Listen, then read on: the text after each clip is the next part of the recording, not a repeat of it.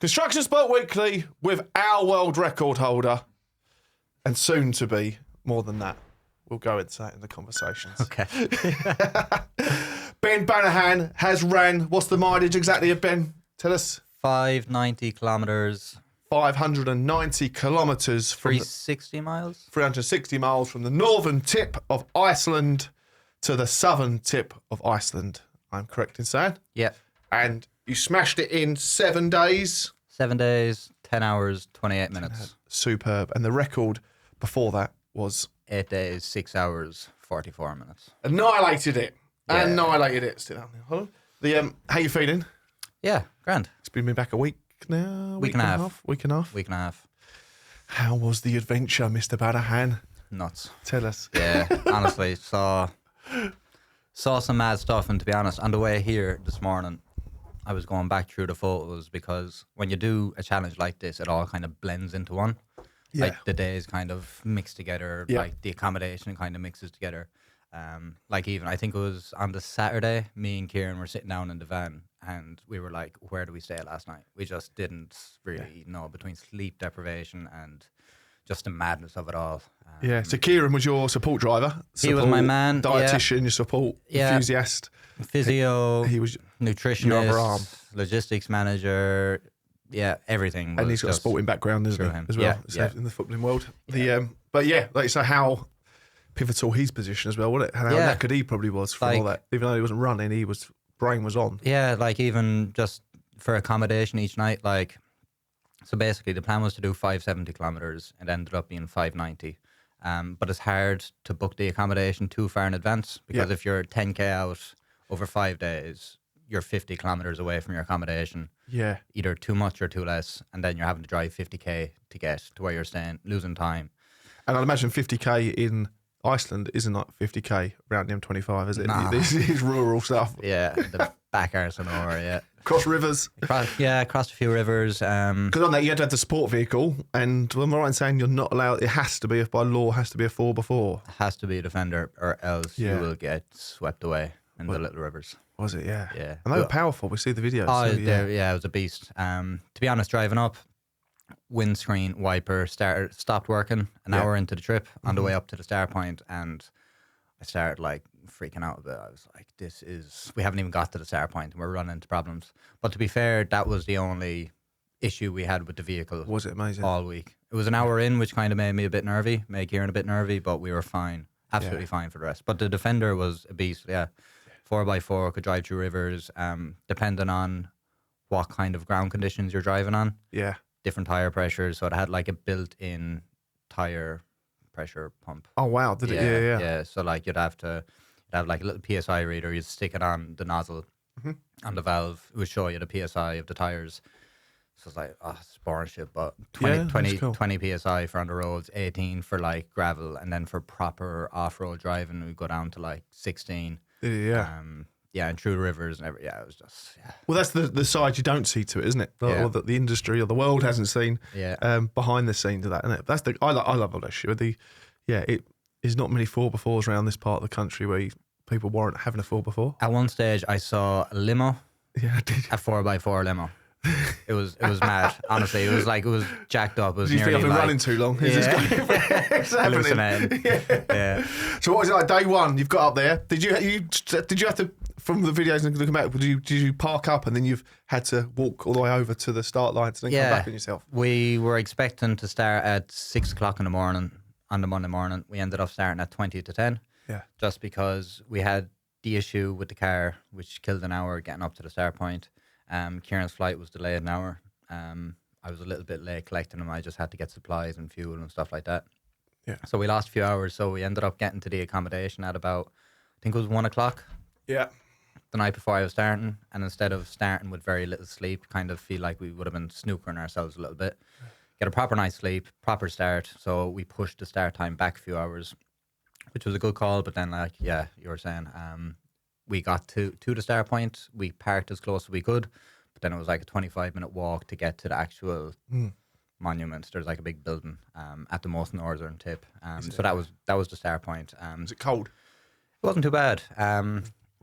Excuse me. Actually started in the Arctic Circle Oh, what is it really? Yeah, It's superb. Yeah. So I'm like, this is just, you come across the most random stuff ever doing this. And then I was on the phone to my parents before I started, and yeah, my mum was like, she was like, "Oh, I think you're close to the Arctic Circle."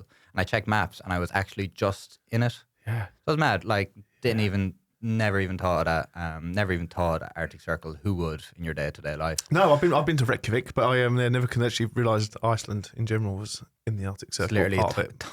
tiny tip. The little bit I was at the top. Was there anything that's showing it on the floor, or did you know you was in it without looking on your phone? No idea. But This is a big dotted line. Yeah, on maps. Yeah. But not on the floor, not there physically. Just put one down, just drag your foot.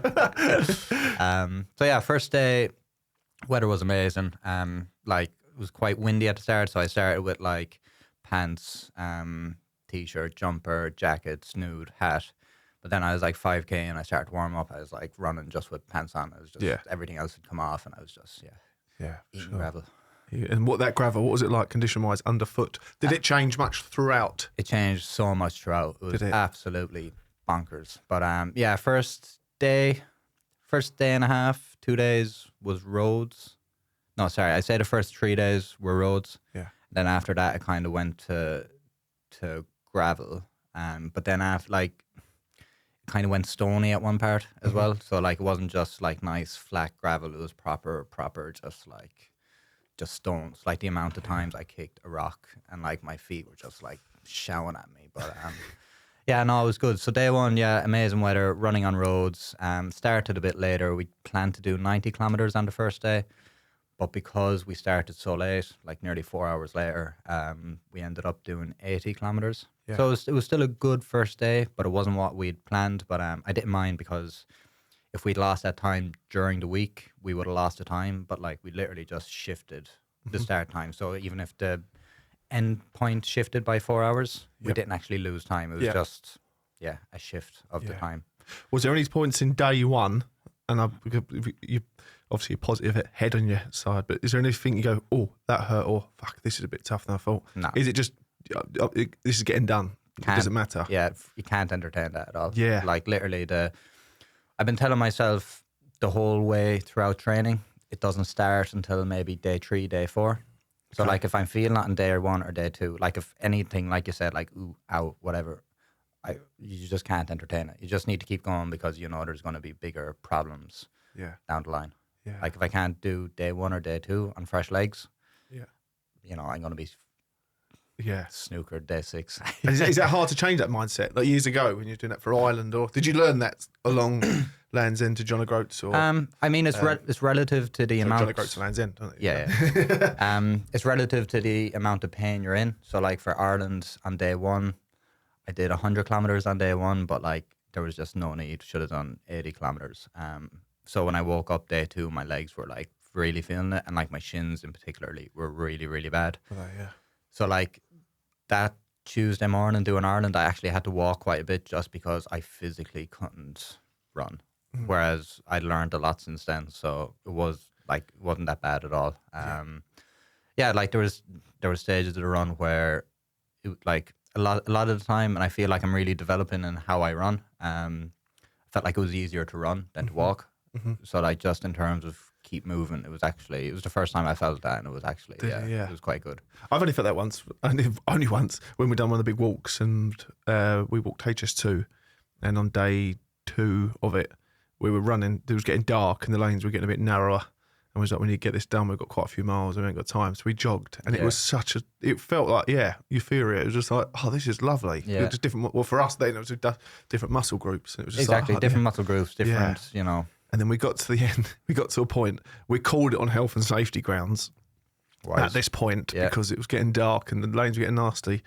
And there was a massive pub in front of us. And it was lit up like a Christmas tree. It was at T-junction. And I was like, lads, health and safety, I'm calling this. Yeah, we need pints. Yeah, I said, we'll just start back here again tomorrow morning. And but that being able to run like that, especially the group, it was good fun. But so day 2, day 3, did it start on day 3 then? Or when did the conditions really start? It's volcano, obviously, isn't it? Iceland. Ireland is pretty much volcanic. Black ash everywhere. A lot of soft ash underfoot. Or rocks? To be honest, it's illegal to go off road. Is it? Yeah, because basically, if you do go off road, It's different if you go through a field like around the UK or Ireland. Like it'll just the environment it'll grow again. But like over there, like you're saying, it's just a volcanic island. So if you drive off road, then tire marks are probably going to be there forever. Wow. So like they really try to limit that, and that's why it is illegal to do it. So for the middle few days when we were going through the F roads, it was like literally just stay on the track. Was it? Yeah. Yeah. And it's a track as well, and it's not a road. Yeah, no, it's a track, proper track. Yeah. Yeah. And was that ashy though, underfoot? Or right, it was like rock. Yeah. No, it was type 1 everywhere. Yeah. It's but even like if there was cars coming or going, very rarely happened. I would stand out of the way just because I'm not quite narrow tracks. I was like, I'm standing out of the way, and whenever I did jump off the road, so soft. How many cars did you see on that first part? Because people don't obviously. Reykjavik was like 7-hour drive from there, was it? Yeah, 7 hours, so it's a long way from. Reykjavik was like southwest. It is southwest. Yeah. Yeah, very much in the corner, and I started from the north down to the south. So I wasn't anywhere near. There's literally not much civilization, is there? Nah. Around there. Like the first night we stayed in a fishing village. The second night we stayed in a fishing village. There was a few fishing villages at the start and at the end, but then like the middle part for 3 days, probably past like 4 buildings, 5 buildings. I say buildings are all just kind of outhouses and just they're there for people who are doing stuff similar to what I was doing. Passers by. Yeah. That's mad. Did people speak to you? They're like, what the fuck are you doing there? Yeah, I was. It was lashing rain on the second day. Yeah. And it was quite windy, and I was going up a hill, so like I'd walk up the hills just so I wasn't destroying my body. And some woman drove by, and she was like, "Oh, you okay? Do you want a lift?" And I was like, "No, I'm."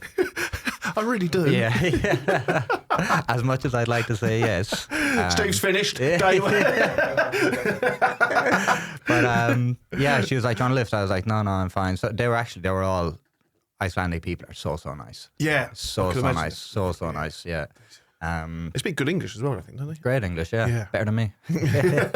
Yeah, I've heard that before, hearing people, even people on TV. They love their super, the strongest man stuff. Yeah. I'll have one. There's a big team of them, but obviously their English. They're all just literally like you would think. They're all just kind of big Vikings. There's quite a bit of an Americanized side to it as well. Did you come across that? I know Reykjavik, would you see there's a lot of trucks and stuff. Yeah. I think they get a lot of export from Canada comes over because obviously North Canada can come straight in. And to be honest, there was it's a stopover from American flights and Canadian flights. So like any connecting flights into Europe or whatever. Yeah, it's through Reykjavik Airport. Yeah, not Reykjavik, because there's another airport beside it. But because people say that so many people passing through. Where the world is round, than it actually is en route. Yeah. People think, I'm going to go out there to come back down there. I mate of mine's a pilot, and they said the world isn't a flat piece of paper, Steve. No. Yeah. So when did the first kind of fuck, this is tough come in then, with that mindset being so strong? It was on a Wednesday. Has it not come in yet? No, definitely. It's come and went, thank God. But on the Wednesday, I was really like basically my hips, my quads get tight. Yep. So when I did the UK, it was the outside of my left knee was just big issue, like really, really sore. And my left leg was actually perfect throughout, except for my left shin. That's a different story. First proper moment I had, I wasn't doubting if I could get to the finish line, but it was like I said, this is the start. The first 2 days didn't count. Tight hip, quad was pulled up because I had tight hip. And then my lateral collateral ligament just started to pull. The bottom of my IT band was just, it didn't feel right. Even when I was running mechanically, it was like I wasn't running how I trained to run. And then you don't do that, and it puts pressure on other parts of your body. Yeah. You get more different injuries. So literally got to that stage. I was due to do 25 kilometers. Yeah. I think I got to 22. So I was supposed to do another 3K. I turned to Ciaran. I was like, I think it'll probably be best if I had a break. And he was like, you sure? You'll probably feel sore or more sore after. If you let your body rest, it's going to seize up a little bit. And I was like, fair, but I think I need a break. Had a break for like half an hour, 40 minutes. Got out, had some... What is that break? Lay down, do nothing, or stretch out? No, lay down, have some food, literally have my legs lifted, just try and flush out any lactic acid or anything, just to blood flow back down. And then... have some food. And then, so basically, by the time I get comfortable is like usually when I need to wake up and go again, which is frustrating. But yeah, I had a break for 30 minutes, 40 minutes, and then had some painkillers. Yeah, as much as I didn't want to, I had some painkillers because Ciaran had to go and he had to check in at the next place. I actually felt a little bit of a race against the clock to make the flights on Tuesday, and this was Wednesday. So I was like, fuck, if I'm rushing already, I'm just going to be rushing towards the end. But that night, after I had the break, I had some painkillers, done quite well. And I was on the phone to a few friends and one of my aunties, and they just kind of helped me through the next 5 hours, 6 hours. Did they? Yeah. Got to the end, and when we got to the end, that was the start of the F-roads for 3 days. Okay. So it felt like a good What's an point. F-road? So that's like the main road? No, it's like, no, the opposite. How is it? Yeah. A fucked road. It's an F for a reason. Literally, yeah. Should be an R road for rivers. But yeah, we got to, basically there was like a gate that was locked, and they actually closed F roads from the middle of September for the winter, just because it gets really bad. And like I think we were there on the 8th or the 10th of September, and like it was quite rainy when we were driving up to the start point, and like I saw the gate closed, and I was like, oh no, they've closed roads early due to weather conditions. And then I got closer, it was like 10, 11 o'clock at night, it was quite dark. Got closer, had the flashlight on, and it was like, close the gate after you open it. So it was still open, it was fine. We got there, we couldn't see anything through to the F-roads. We were to do another 1 or 2K, but we just called it there and then, went back, rested up, and then when we came back, we could actually see what the F-roads were. That's mad, isn't it? Just to think, Would you, not skipping ahead too far, was the flight being booked a good thing or a bad thing in your head? Did it push you to get it done as quick as you done? But then if you didn't have it booked, would that have potentially been it just takes what it takes? But knowing that shit, psychological. I think I felt like it rushed me that night, and I felt like I was rushing towards the end. It didn't affect my performance, but it was just, I was aware it was there. When I booked my flights, I'd booked, like, I added on 30 quid just to be able to change the dates or the times. Yeah. So I had that assurance that I could change it. Ciaran didn't have that, so it was a different story for him. But it was good. It was put a bit of pressure on the situation. Yeah. Like I could have went another 12 hours. I could have went another day, then half a day. Sorry, 3/4 of a day, and still beat the record. But I would have missed my flight, so it didn't actually affect the timings of the record and stuff like that. But it was just to catch the flight. It would have been nice to maybe, instead of fly back Tuesday, fly back Wednesday evening, and then we would have had 2 nights in Reykjavik to like actually chill out. Yeah, that'd have been ideal. Yeah. Literally rushing On that, back. so you beat the record by, what was the number you beat it by exactly? I'll let you say it so I don't do you justice. 20 hours, 20 minutes. 20 hours, 20 minutes. Something like that. Knocked off it. 20 hours, 20 hours definitely. Do you know roughly where you made that time up or how you made that up? Obviously, there's a big difference between it. Was that based on further distances each day, obviously? But did you, where did you, what's the word for it? Where did you benefit? Or how did you, get to smash it that much? Where did those people go wrong? I think, I don't know. I think it was just, like, obviously I was here before, we were chatting about it. It's like, you have a plan. You try to work to the plan. My plan was to beat what these guys did. I don't know what their plan was, if they overachieved or underachieved. Yep. I had my plan to beat it by about a day, which was always the kind of plan. Nearly got over a day. But I think it was just how I trained and knowing what you're capable of. Yeah, like it sounds so silly, but like with running and events like this, there's tactics involved. It's like the tactics of when you have a break, how many breaks you have. When I did Ireland and the UK, I'd have lots of little breaks. But for Iceland, I only had 2 breaks. So I do 3 runs. I do a run, have a break, do a run, have a break, do a run, go to bed. Yep. That was it. 2 breaks during the day. Compared to the UK, I might have like 5 20-minute breaks. Yeah. Does nothing for nobody. Because I see it on your Strava feed, come over that day when it was like just done 20 or 30k or whatever. I was like, oh, he's only done 30k today, and he stopped. And I was like, is he done? And I was like, I know, he's doing 3 of these today. And there's me to come back from a little mile run around the town, sweating my nuts off, thinking, come on, man, you can do it. It's all relative. Yeah. But what was the biggest hills? Where were they? What days in? Did you hit the kind of mountains, probably, wasn't it? The terrain was probably the first day of the F-roads. So that was, I think, the Thursday. It's still a bit blurry. I think that was the Thursday. And then, yeah, I think it was Saturday as well. Just absolutely. And that was quite a way into it. Yeah, it was. The end. Yeah. No, sorry, it was Friday. Yeah. Just absolutely murdered me. Like, there was one run, I think it was 30k I done, and it was like 600 or 700 meter climb. Really, yeah. Yeah, just in one run, which is quite. And it's like, the thing is, like, you're running up this hill, and you kind of get to the top, and then, like, but because you're looking at the hill at the bottom and you're looking up, you can't see what's next, which is good. But then you get to the top and it's either a big decline or else you're going straight back up again. It's never you get to the top and it's just straight flat.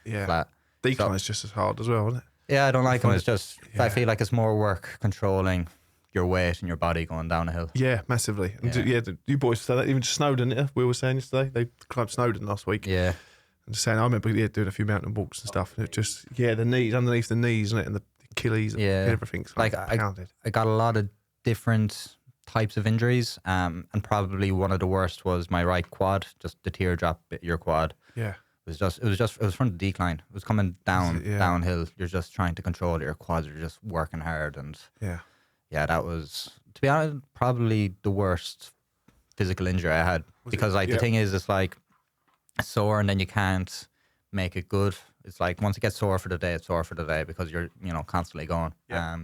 But like there was a few nights where I get in and Ciaran would just give me a rub in my leg just to kind of just get moving, just to help it. And when you're going, I always find if you go up a hill, I'm talking from a walking sense rather than down, you feel like you can put your body into it and take it on. Yeah, you can't. But then when you're running down, you just got to fucking let yourself go, and that's when it hurts. And you can't control it, momentum, and you seize up if you try to. Yeah. So did you stay in the tent at all? Right. I know there was talk of a tent at one stage. We were supposed to one night, but the weather conditions were so bad we couldn't actually physically set the tent up. Really? So like this night was disgusting. So it was like a day. It was a day of 2 days before. It was a hard day of running through hills.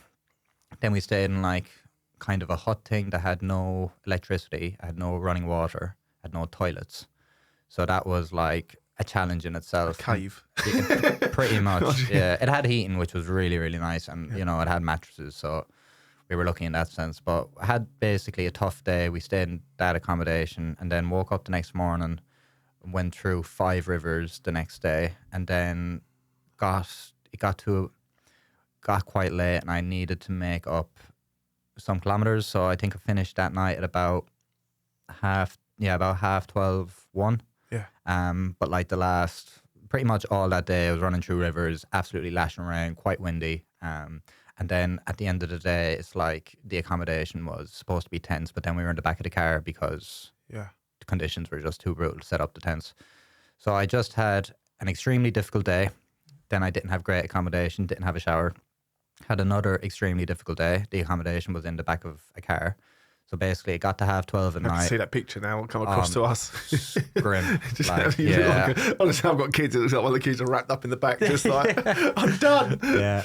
Can we go home? Yeah. But got to the end of that night and like even getting in to the back of the vehicle, like, so basically I got in, I had to dry myself down. I had to have food. It took like an hour and a half. It should take half an hour. Just, I'm not very mobile. I've just been running for a few days, quite tense and tightened up. So yeah, I just remember like setting my alarm for like 6:30, and it was 2:00 in the morning, and I just done 2 hard days, and I was like, oh, this is disgusting. Yeah.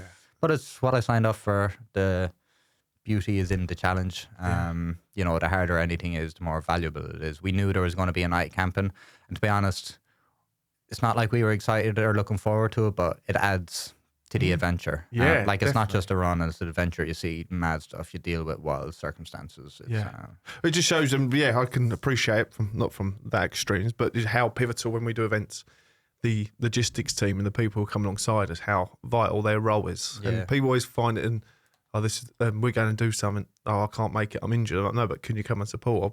I'll come along then for the drive. And then people love it just as much. It's a buzz. Yeah, 100%. And they get behind you. They are the team, aren't they? Ultimately. Yeah. And now they can get behind you. Because I suppose Ciaran's got, like I say, there was a lot on his plate in terms of your health as well, wasn't it? And him having to call it. Was there any points when he was, not that he doubted himself, but was he like, I might have to call something here or? No. Just confident each other. Yeah. Just, we worked really well together all week. Like, no arguing or anything like that. And like, you're away from civilization for a long time. You know, it's just the two of us. Like, it's probably just as much as a mental challenge for him as it is me. Because like you're saying, 100%. He's responsible for my health. I'm running by myself, but he's by himself as well. Yeah, you know, he's just, exactly. Yeah. He's driving 10K, he's pulling over, and he's just sitting there, like, reading a book. Or the amount of times I was running up to him and I could just see him, like, sprinting up and down the road, doing push-ups, doing, like, mobility work, whatever it was, just so he's, like... keeping himself moving. Keeping active, keeping his head, mind, ticking over. So did he go 5-10K ahead? Wait for you, 5 or... Yeah, so in the mornings, he dropped me to the start point. He'd make sure I'd have enough liquids and food for 2 hours. Yeah. Which I would. And then he'd go back to the accommodation. He'd get all the gear together. He'd have a shower. He'd get the vehicle ready. And then he'd come and catch me up. Mm-hmm. So he'd do that in the mornings. And then he'd be with me for the middle bit of the day. In the evenings, he would drive to where we were staying that night. He'd check in, see what the vibe is. You know, can we have dinner there? Is there a restaurant in the village? What we're doing for food, all that stuff. Getting any supplies we needed. So then he'd come back and he'd be like, oh, it's a good place. Oh, it's not so good. Whatever it is, kind of get me to the finish line for that day. And then, it would kind of get dark after he'd come back. And then when it got to that stage, even though there was no traffic, he'd still be behind me in the Defender and he'd have like his big spotlights on just so I could see the condition of the ground because it's mad. There wasn't potholes, but the roads were like really wavy. Okay. So like even like where I've been training running on flat roads, you know, I was either landing on a proper decline or an incline, and it's like I hadn't trained for that. I was fine. I didn't have any injuries, but it's like it's just something to be aware of. Yeah. So lessons learned. If someone says to you now, if you're speaking to Ben Banaghan prior to doing this, what would you say in the training side? Have you got to look for some horrible terrain to train on? I probably would have done a few more hikey runs. Yeah. But I think like generally what I had planned for happened, and like that is off the back of Ireland and the UK. Yeah. Like I'm still convinced the hardest day I've ever done, the worst I've ever felt was after one day of running Ireland. Yeah. And like since then, obviously UK and this, but that's amazing, isn't it? Yeah, and it's amazing in terms of, and I've not. Yeah, you said to me that we said the other week about just go for a run for an hour, then do another hour, whatever, then hold back a week, and then go out and do one and do. Yeah, I've just felt that in myself running actually. Yeah, I've done 90 minutes the other day, fucking hard. Then I've done another 90 minutes. And it was Don't get me wrong, the second night was actually on a treadmill, so it's a lot different. But I was like, oh, actually, it's absolutely fine. Yeah, But you think when you've had first experience, but then as I say, how many days can you then go for? I suppose for you is the test of it, but that's just a mental part then, isn't it? Like I felt like 7 days, 10 hours. I felt like it was the perfect time or the perfect distance. Like I had enough in the tank to actually finish strong. I reckon I could have went another week if I really needed to. Yeah. Was I glad to stop? Yes. But yeah, I feel like from my feet up was all absolutely fine. Yeah, superb. There you go. So what's the, with that in mind, next? Are we talking about what's next? Are we going for it? Or should we hold fire? What do we do? No pressure. No, I think I might. Yeah, Portugal is like what I'd like to do next. From the most northern to southern point. Yep. So it's What's the distance of that? 770 kilometers. 774, just under 500 miles. Probably, yeah. I didn't realise it was that much longer. I didn't think it was. Yes, it's a big long strip, isn't it? Very long down the side. Yeah. And does it take you on that route of Portugal? It takes you kind of to the coast a little bit, then back down. Because I looked at this, and the reason I looked, because I said there was, you've got the area where the biggest waves in the world are surfed, and I think it comes. If you look on the map, I'll show you on the map after this. By Porto and it's just south of But I think it's just south of Porto. Don't get me wrong, but I watched a program on TV about it. Jack Rickson of Phoenix mentioned it to me actually, and I watched it. It's the world's biggest waves, the biggest world ever recorded wave. Surfed was there just a few months ago. I think that the world record's been done again, and it's always there because there's a part in the ocean bed which just kicks this stuff up, and it's fucking enormous. Really, it looks terrifying. To be honest, I have looked at the route a few times. Even when I was planning Iceland, the plan was to plan Portugal as well. So it's always been in the back of my brain. But when I was looking at the routes, it's definitely going to be from north to south. And then along that, I was going to try and hug the coast for as much as I could, just because it would be nice. Yeah. 100%. We're going to do everything we can to try and get behind you again for that one and all, in some way, shape, or form. We literally want to. If we get momentum's growing, that's the thing, to keep it moving. We spoke to a few people. I speak to Cameron actually about who we could look at and ways it can be done. There's probably not all 4x4 down Portugal either, is it? What? There's not all 4x4s all the way down. It should be a little bit more. Get a camper van, yeah. Well, that's the thing as well, wasn't it? Even in terms, like you say, the costings, that got sprung on you, I know, late in, wasn't it? Just to hire the 4x4 truck in Iceland. Yeah. That was a fortune in itself, wasn't it? Because you've got to be. It's not just a car, is it? No, it's madness. So logistics of all. How was the what was you eating along the route in Iceland as well? So we tried to make use of shops and cafes where we could. We knew we'd have that middle bit, but like first break, I just had a few ham and cheese toast, sandwiches and chips. Just calories in. Yeah, calories in. Yeah, so I was having about 7,000 calories a day. Wow. Which is under what I should have been having, like probably 9 or 10. Yeah. But I came back. I think I lost about 3 kilos. Yeah. When I came back and weighed myself, which is alright. Considering I didn't eat as much as I should have been eating. Yep. It's not the end of the world. I still feel and felt fine doing it. Was you hungry for those 7,000 calories, or was it a real push? Yes and no. Quite literally, just forcing it fucking down your neck. Like, it's as much a logistic and eating challenge as it is a running challenge. So not the biggest eater in the world anyway. And then when you're doing any exercise, the muscle goes to the muscles you're using. So obviously I was running, blood flow and muscles going to my legs. Yep. Because I'm using the muscles, fight or flight. So it goes away from your digestive system. It just goes to the muscles you're using and working. So it can be tricky to eat, but I suppose I've done a few of them now. I know what I can and can't digest. To be honest, where we could, at the end of the day, we'd have food from like fish and chips or whatever it is, just high calorie. Good fish and chips. Oh, it's amazing. Yeah. First night fish and chips under the Northern Lights was nice. That's fresh as it comes as well. Exactly. Yeah. And then generally pot noodles, 2 pot noodles for dinner, just so carby. So much salt. Like, this is where I can get into running. Fish chips, pot noodles. It's earned though. I feel like an ultra marathon runner. It's just the stuff that comes before. It's just the running bit that gets in the way. But like it's like, you know, diet is good depending on what you're doing, where you are in life, if you can sustain it.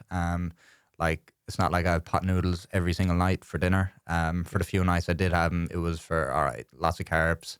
Lots of salt. And the salt, massively. Lots of salt. Doesn't suffer with lack of salt. Exactly, So like I'd have 2 pot noodles, maybe like a can of tuna for protein, and I have a protein shake, so I get my carbs, get my salts, and get my proteins. And then what's your pot noodle of choice? Chicken, but I didn't have that luxury, so it was curry. Curry. Still nice. Curry one, You're not going to risk the Bombay bad boy, are you? When you No way. I got through the operations I got off the back of them with a bit of a salt cravings a lot, and I was on the beef and tomatoes, and I'd heavily Tabasco it up as well on the beef and tomato one, and just the flavour of that water. But we used to do it on the railway a lot as well, because you'd be out at night, and one of the Welsh lads was with Brian Lewis. He brought him, he had Bovril, little sachets of Bovril.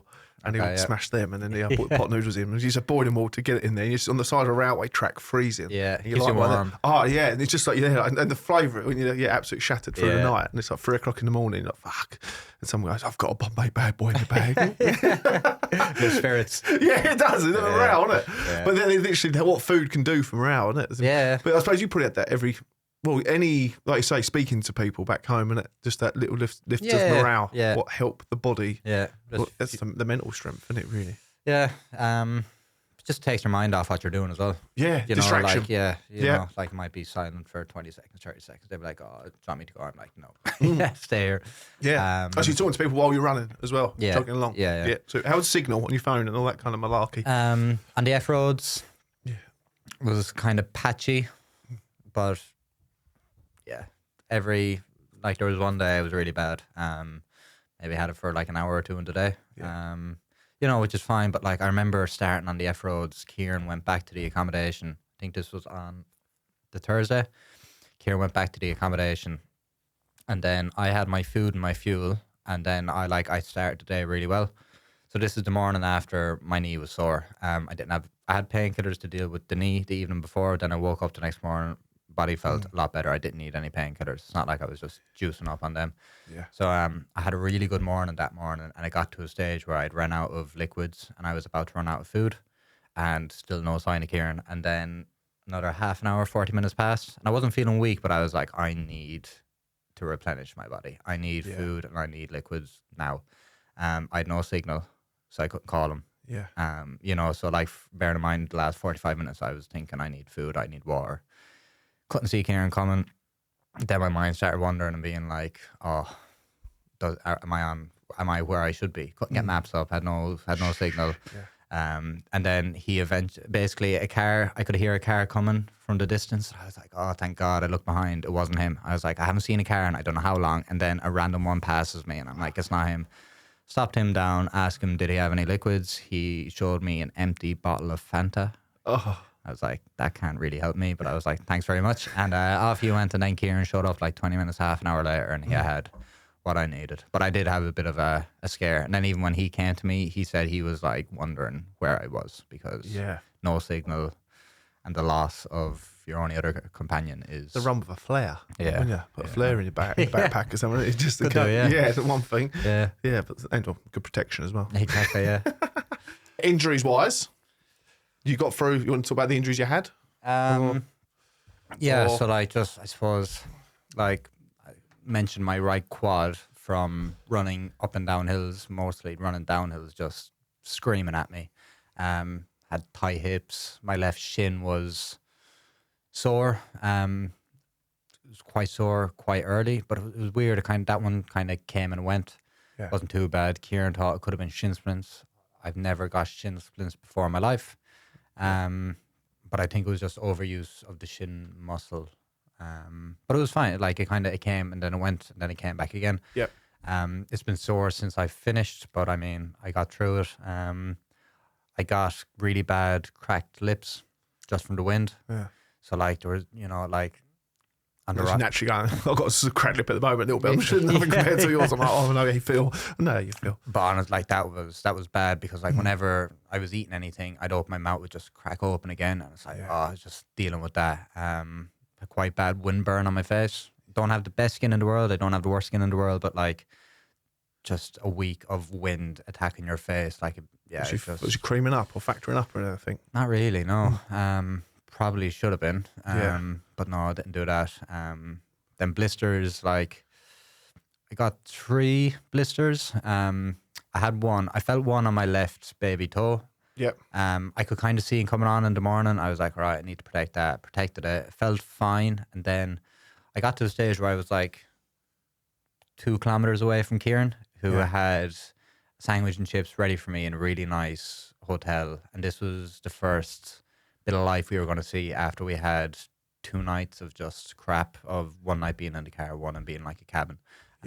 So I was so close to getting to this hotel and sitting down inside, having hot food, and then pop, like 2 kilometers out, blister goes in my foot. So I have to I could have kept going, but I knew I had a few days to come afterwards. Yeah.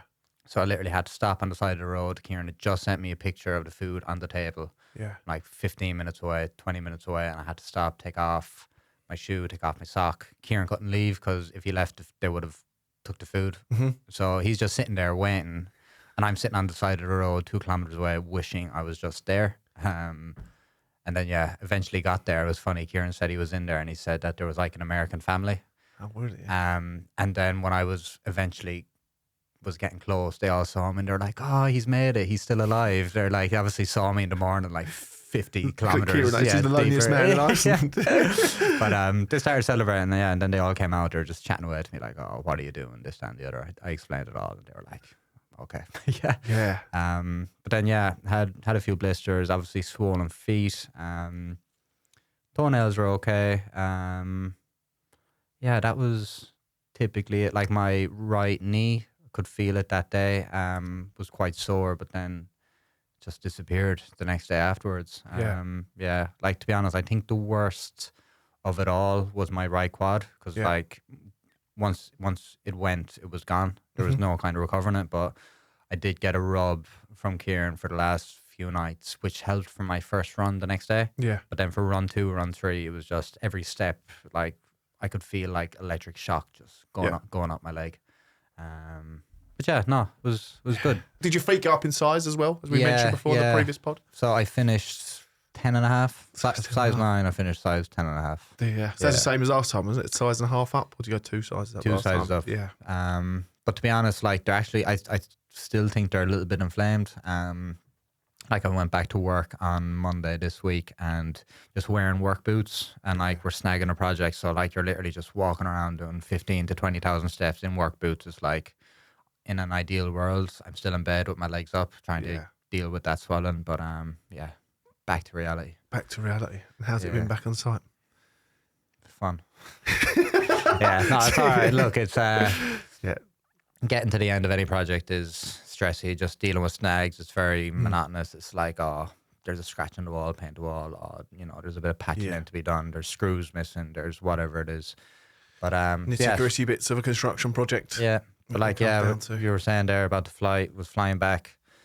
My feet were actually fine. So I finished, my feet were fine.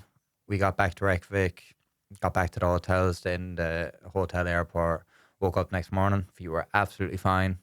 Got through security, got to my gate, feet were fine. Then flying, it wasn't even my feet, it was more my ankles. They just started puffing up. Do you have the old airplane socks? I didn't, but lesson learned. Yeah. I know there's a reason for it, exactly, I suppose. Compression socks, but was it 3 hours, 2 or 3 hours, the flight? 3 hours, yeah. 3 hours, yeah. Yeah, so you get them, and then see, like, was you in pain with it? It just felt fucking swollen. Wasn't in pain, but like, the swelling just restricts mobility. Yeah. So like, it wasn't pain, but it's like you're not able to move as freely as you should be able to. There's going to be a point, maybe you tell me, but I suppose going over the adventures, what comes in Banaghan's future. Yeah, well, you might think, well, always have 48 hours after the finish line before you fly home or something. Yeah, the rest of it. But like I say, there's only one way to find out. Exactly. Suck it and see, innit? Go for it. Awesome. Are you out training now? Back in the gym? Back to the gym yesterday. I'm gonna take it handy for, like, my body probably won't. It feels pretty okay. Feet are still a little bit swollen, but it probably won't fully recover for another 2 weeks. Yeah. So I'm just getting back into the gym to be in that environment, just do some exercises and movements I like. Get that enjoyment back to it. And then just start dialing in for Portugal and the few ventures that will follow. Yeah. You got to set a date to Portugal? You've got a date in mind? Nah, January. The plan was originally December. Sorry, not July. Yeah. No, it needs to be winter. Yeah. Plan is probably be January. So I'll probably rest up for another 2-3 weeks, have a mate's wedding in another few weeks. So I'll enjoy that. After that, I'll start. Maybe that's where I target my marathon. When I do a marathon, I'll just run with you for a day. Yeah, do it in Portugal, yeah. Yeah, sprint behind you. Come in. Where's that car? Where's that pot noodle? Where's that pot noodle? I need it all, but go back. Like the ones you said, I won't go into too much detail on the work side of it. You're back. You go back to the job, but on this, you're putting your body through what is horrific stress to anyone else who doesn't know about it. But it's your territory. You know what you're playing with, and you go back to your work. And like the most de-stressed place you've been in the last few months, and it was out running. 100%. You're running 2.5 marathons a day, but you said that is your happy place in terms of mental health. You know what I mean? It's just fresh air, out in the open, not dealing with people, not dealing with hardship. Sites are stressful, especially when you're snagging and trying to get it finished. Yeah. But genuinely, the best and least amount of stress I've had was while I was away for them 10 days, while I was running for them 7 days. Yeah. Coming back, it's not fun. It's back to the grind. Yeah. Back to the grind. I've always said it and I always do it. If you're not enjoying yourself, it's definitely stressful. Do something about it and go and enjoy it and find a way. We're not here long enough. Exactly. We were just talking about how good is the teeth of great. Yeah. It's like, if you're in a good or a decent situation, you're just getting by, it's absolutely fine. Mm-hmm. But it's like sometimes you actually need to be in a really horrible, bad situation to actually change something about your life. Yeah. Too many people are in good spots and they're just happy to get by in good, where they could be doing something great with themselves or with work. And don't let the time pass you by, innit? Because, like I say, we were talking about this today, isn't it? She's been out of school for 20 years. It's just like bonkers. Yeah. Yeah, and if you don't just live every day to the max, then what's the point, eh? Exactly, yeah. What's the point? Go out, smash it, be a Ben Banaghan, push the limits of humanity. Yeah. Of humanity. Yeah. I started like, not tripping, but like not hallucinating, but like at one stage, I was mad. I was running for like, obviously I was running like pretty much all day, every day, but I was like looking down at the ground and I must have been looking down for like a few hours, like not really looking up to the horizon at all. And like I was looking down and like I was looking 5-10 yards ahead of me, which is fine. But like everything else is just kind of moving around me. And then I remember just looking up and looking at the sky and I felt like, because I was focused at one thing and stuff was moving, I looked up and I like, the sky was just like coming in on itself. I was like, it was nuts. Honestly, I was like, I know it's because I know why it's happening, but like, you're still seeing it and you're like, what the fuck is going on? Like, yeah.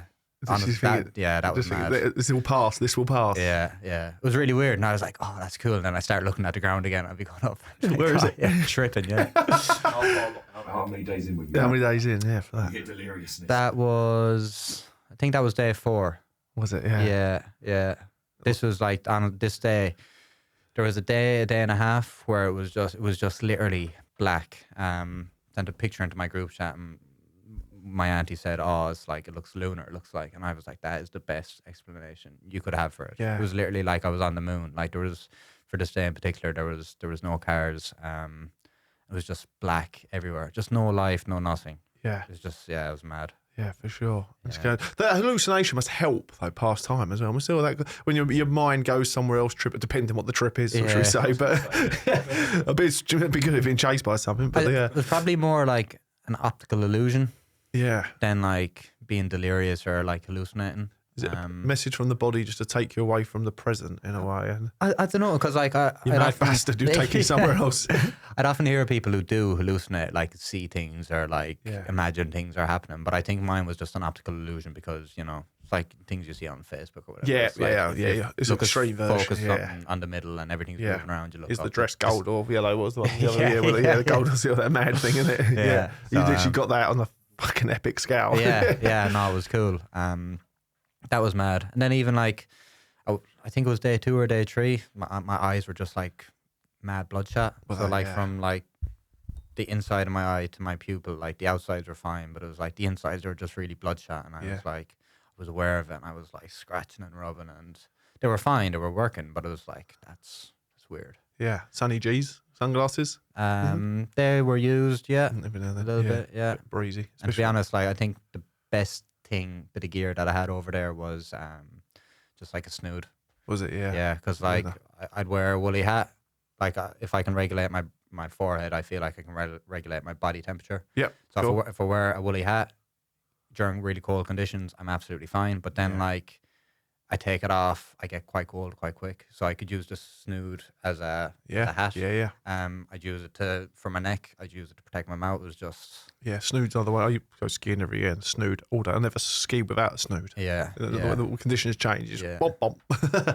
Up and down, done. But one thing she said, you got on there, what's early, you saw the Northern Lights. Oh, yeah. How many times? Just once? Just once. Yeah. Don't come, this is early for them, isn't it? I think so, yeah. It's more in the winter, yeah. Yeah, I think it goes from, we went over there, so my mother-in-law's birthday 10 years ago, and I'm sure it's like November to February is like the main prime time. Or it might even be a little bit further forward. So yeah, and you got them.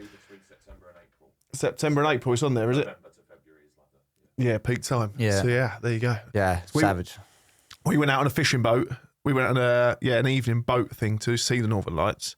from Reykjavik, and they didn't show. And the skipper of the boat, or the captain of the boat, was like, "Guys, here's a token. You can come back within the next 2 years to this boat, and you can come out for a free trip to see the lights." So he gave everyone their token. Yeah. We were pulling back into the port or the harbour thing, and the fucking lights come out, the northern lights come out, and he was running around that boat, taking everyone's vouchers back off. He was like, "No, you've seen it." Yeah. And he just was like, "No, you don't have no more free rides." It was really cool. But yeah, they're quite impressive, isn't it? Yeah, they're savage. They sometimes sit up in Scotland, don't they? So if the north of England gets here a little bit every now. Very rarely, but you can get them in Ireland. Can you? Yeah. Just depending on time of year as well, and weather conditions. And you've seen them on day one, was it, or night one? Before? Night one, yeah. Literally having fishing shifts, and Ciaran was like, "Oh, have you seen Northern Lights outside?" I was like, "No." The universe talking to you, Mr. Banaghan. Exactly. It's all going to be fine. Yeah. Yeah, there you go. But saw Northern Lights, saw glaciers, geysers, saw an Arctic fox. Oh, did you? That's cool. I got stuck in the middle of farmers herding sheep. Twice. Yeah. It's just mad. Honestly, there was like... Oh, I see the little clip of it. The sheep's being chased. There's literally sheep getting chased all around me. There's like 4 or 5 quad bikes all around me. Like, a quad bike drives past me. They've, he has a sheep on the front, a sheep on the back. They're all just herding. It was nuts. Yeah. Was there an element of being back in Ireland? When you see all these sheep, all these farmers going chasing? More cows where I'm from. Is it? But, yeah, no, it was the cool. geysers going off, shooting up. Yeah, I could see the smoke. I didn't get too physically close to them. I was there to run, not to relax. Yeah. But yeah, you could see the smoke coming up. She just run along and say, "Bosh!" One next to me. Yeah, scared the life out of me. But they were cool. The glaciers were savage. Well, yeah, they were really cool. Like I was looking at it, saying to the lads earlier. It's like a river flowing in between mountains, but like it's not flowing. It's just like frozen. Yeah. So it's like somebody hit pause on a river flowing through mountains, and I was looking at them. I was like I was so tired. Did it feel cold when you're there? I felt everything. Like felt the sun. Like I got mad windburn on my face. Yeah. I was running wearing like big massive puffy jacket. I was running like with no top on the first day. I had lashing rain. I had no rain. I had 40-kilometer winds in my face that hurt my back. I was leaning so far forward, just walking uphill. I had all the weather conditions except snow. Yeah, which was nice. Yeah. But full credit, not just for your efforts and everything. Yeah, for your getting it done, but full credit to your obviously planning, isn't it? Really, the logistics and how it all went, because that is normally where things fall, isn't it? When things aren't done right, piss poor planning, piss poor performance, and all that malarkey. Fair credit to you, pal. And then on to the next ones, as we say. Have you got any runs between now and Christmas coming up? You can do, or is it just going to be casual stuff on your own as and when the body says? Be casual enough, but if I'm doing Portugal in January, I'll have a few. I say casual enough. I'm going to give myself a few weeks. I suppose just retain your fitness now, isn't it? Really? Exactly. Yeah. So rather than having it took 10 months to train for this. So rather than taking another 10 months to a year to train for Portugal, I can use Iceland as training. Yep. Exactly. Yeah. Just thinking out loud quickly. 10 days, Spain, Portugal, 700 something. Yeah. Yeah. Yeah. Easy pace. Just get it done. Just get it done, son. Yeah. North to south again. North to south. North to south, because I think golf courses are at the south. Yeah, I know Albufeira is down there. Yeah, that'd be nice. We'll see how the body is though. Yeah, that will be something else. There'll be some good food on that as well. Yeah. Oh yeah. We'll cross that bridge when we get there. And we'll pod again before that one. Ben, a massive thank you for all the fundraising efforts and support you've done for us, and what you continue to push, and what you are doing for the industry by showing that you might just be a construction worker, but this shit is possible, isn't it? Yeah. Inspiring people to get out. They've inspired me to get running again. My new trainers are lovely, by the way. They're massive, but they're lovely. And then even the boys, you got a marathon coming up, haven't you, Alex? Yeah, in 3 weeks. Just a marathon. You're so lazy. It's only 26. I love it. Fuck. Yeah. It's a morning jog. It's literally, that's one of his 3 a day. So, Alex Davis is running the Budapest Marathon. Yeah, Budapest, yeah. Budapest. You've got to get through Benidorm first, though, at the weekend. That's not a marathon. Well, that's a marathon in a different way. But are you ready for it? As ready as I can be, let's say. Ready as What's you the can. target time? I wanted to just beat 4 hours, and then over the summer I got tendon issues in my foot, so I wasn't able to train as much as I It's the wanted. excuses. And as long as I just finish, I'm not going for a time. Just get it done. Don't stop. I don't want to stop. Just no stopping. How's the body now? Body, I'm really solid now, to be fair. Yeah. So yeah, I'm ready. So how many weeks? 3 weeks? You So said? 3 weeks, yeah. Okay. You seem alright, yeah. Yeah. What's the longest run you've done? Preparation? 6 months. 21k so far. Half. Not as long as I wanted to. Ooh, okay. It's not long. Yeah. Ooh. No, At this point, I wanted to have done 30, yeah. but still building up. What do you reckon? What's your advice now, Ben? dunno. Free advice there. Actually. Yeah. Try do. Cancel it. Push it back a year, yeah. Come Portugal. Do 25k, 26k this weekend. I'm planning to. Yeah, do that. Just make sure you fuel before, during, and after. See how your body is, and if your body feels fine, you should be fine. Even though you probably won't be, you'll be able to get to the finish line, like you're saying. Yeah, 25, 26k, you should be sound. I'm predicting that I'll get to the finish line, but I will be broken. Yeah. That's what I'm predicting. A bit, but it's what Ignorance is bliss. Just Yeah. Just be rude and just your body tells you you're sore. You tell yourself it's not. Yeah. It's mad like, but even like everything is relative. And like while I was doing the run, like your brain is just a hypochondriac. It's just if it's sore, it's like if you feel sore, anything in your body, your brain tells your body to stop. You usually stop, especially if you're training. You don't want to make something worse if you're doing a training. But if you're doing events, you just gotta push through. And it's funny because like you will feel crap at one stage. You'll push through a kilometer or two later. You'll be like, oh, I can't believe I felt that bad. I feel great now. But then in another kilometer or two, you'll be like, oh my God, I feel worse than what I felt before. The hunger that comes on, that's only from my short runs, very short runs in comparison to what you boys are speaking. But the hunger, if you haven't got that in your body, and I'll devour anything that's loose in the house. Literally, like open that fridge up, bosh, massive bowl of cereal. That craving to want to eat quick when it ruins the whole run I've just done. I think, but I literally just that getting that in you. But yeah, no, it's so important to fuel before, during, and after. Like it's so important. What do you feel with during? Say a marathon as such. What it's going to do? Is gels and shit, or are you going for more? I don't do gels. Bars, yeah. I can't do gels. Like go for a meal. I know tomorrow. Like I got a big pack of gels. I got the caffeine ones because I was like, oh, double bubble here. You have your carbs, you have your salts, you have caffeine. It's like 3 hits in one. But like the caffeine, you could taste the caffeine. It didn't taste like I like coffee. Yeah. The taste of the caffeine and the gels just didn't sit well with me at all. I was like, disgusting. All right. So then I got just normal gels with no caffeine.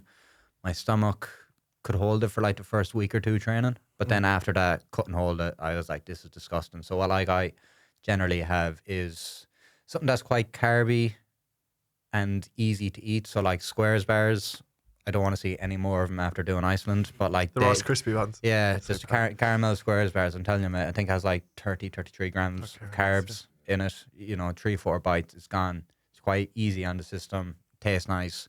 But then also you can have your Powerade, your Lucozade. I think there's like 27, 28 grams of carbs in them. You get your electrolytes, prevent cramps, all that stuff. And then jellies. Like I love the squashy jellies. Like just so easy. Just have them in your pocket. Have a handful every half kilometer, 3/4 of a kilometer. You'll be sound. Were you running with water on you, or one of those kind of little liquid packs?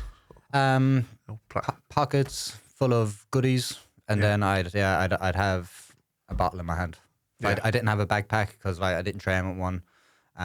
You'd probably chafe on your lower back with a slap. Yeah, this is what I was thinking. It becomes another. Shoulders, So I just run with a bottle of water in my hand. But then even like it's the stuff of if you're doing a 5K and you hold a bottle of water in your hand, you're fine. Mm-hmm. But if you're doing 75K a day for 7 or 8 days, it's like if you held that in your right hand, you'd feel it in your arm. Yeah. So like you're nearly like kind of like I was consciously swapping the bottles, like swapping my hands. You know what I mean? Yeah. Just a bottle in between, because if you're holding it in one arm, you're gonna feel it. You won't feel it straight away, but then it'll get to it's a small dumbbell. Exactly, yeah. You might feel it day 4, day 5. You're like, why is my arm sore? I've been running. Yeah. Supplements then. So that's to touch on as well. Yeah. Supplementation. Had a lot of stuff. Like obviously, I had the essentials, which is probably protein. Yep. I had some painkillers. I didn't have, anything mad. I just had paracetamol, which is, quite good. Caffeine tabs, and then I suppose the daily supplements I was having was just zinc and magnesium, collagen, multivitamins, vitamin K. Did you take all this out with you, or get this out there? Took it all out with me. Yeah.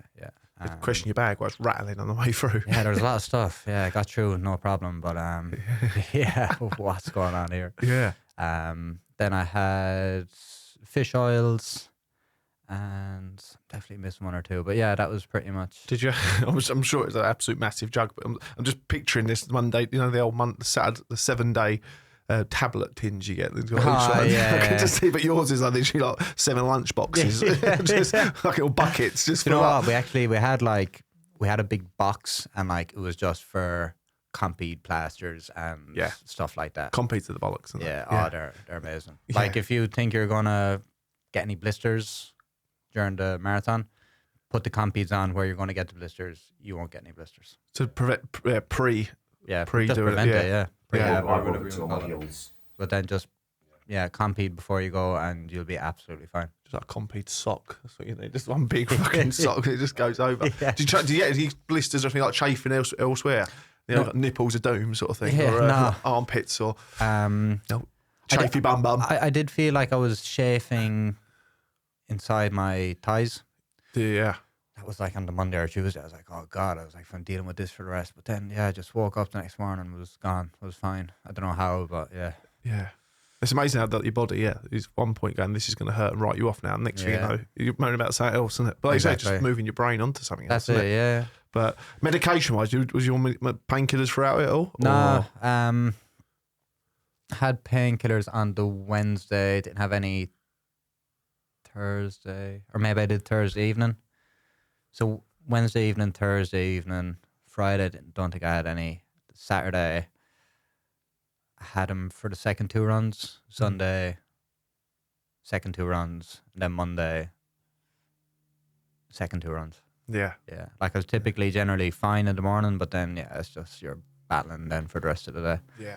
So the world record is set. You've got it all in writing. You've done all your homework on it, but you wasn't able to get the Guinness World Record shebang behind it because you just couldn't get their attention, and you just but fortunately from my angle, what I've seen is you've documented everything. You've tried and tried. You went there, you said to them, this is what I'm doing. So went to their head office for the second time yesterday. Finally got to speak to somebody, because the first time you went, you wasn't able to speak to someone. No, they work from home on a Friday, so there was nobody physically there to speak to me. So I went back again on a Thursday. And to be fair, some lad came out. He was super, super nice, really helpful. I thought there was absolutely no hope I was going to get one. I have a little bit of hope now. I'm still not putting all my eggs in one basket. If I don't, I don't. But sitting down, I said, look, I just had a timeline of when I applied twice, when they've emailed me twice looking for more information. I gave them more information that day. I chased them 6 times, physically went to their office, nobody there. So I just had all of that on a piece of paper. I said, have a read of that. He read it and he was like, yeah, okay, fair enough. I was like, since then, I've gone to Iceland. I've broken the record. Now I'm coming back and I'm like, it's no fault of my own. I've applied on your system. You guys haven't responded to me. So I was like, I've done it. I have the evidence. I have Strava, which shows GPS locations where I started and stopped every day. My heart rate is tied to my Strava, so you can tell I'm physically running the times, heart rate, all that stuff. Stayed in hotels, so we have witnesses. Obviously, photos along the way of times of each area and location I was in. I even showed him all that while I was there. He was like, oh, cool. And he just basically said, send me an email, everything you've just told me. And he'll see what he can do. So I sent that email yesterday. So hopefully, it's a big thing to say because, as we said, in the court of law, WhatsApp stands up. So this is like it shows up. Like literally now that these are the GPS locations. There's your Strava. We've got all the evidence now. WhatsApp's throughout it, and if they all tie in line, they haven't got much else technology out there to mess around with stuff. So the proof is in the pudding. Exactly. You are our world record holder, and I think. and to have annihilated it. The record is full compliments to yourself, Mr. Banaghan. And Thank you. so I think it's coming. I think we're going to get there. Hopefully, not be nice. You are. It's all your efforts. Team effort. We sat here cramping up whilst you were doing it, so we didn't play much of a part. They may actually say it's a team thing. They see we've responded to your WhatsApp messages because of us. You've got the world record. Yeah. It's okay. It's the the least we could do. Ben Banaghan, legend. World record holder to us, and soon to be Guinness World Record holder. Hopefully. What is the record for Portugal? Is there a record? Has it been done? I don't know. I don't think so. Cool. I don't think so. So if I do it, hopefully, I just get it done. There's a time, but I'm a bit competitive, so I'll try and do it in a solid time. Wicked. Thanks for coming out, Ben. Yeah. Back to it. Back to sight. Back to sight. Back to graft. It's the weekend. Yeah.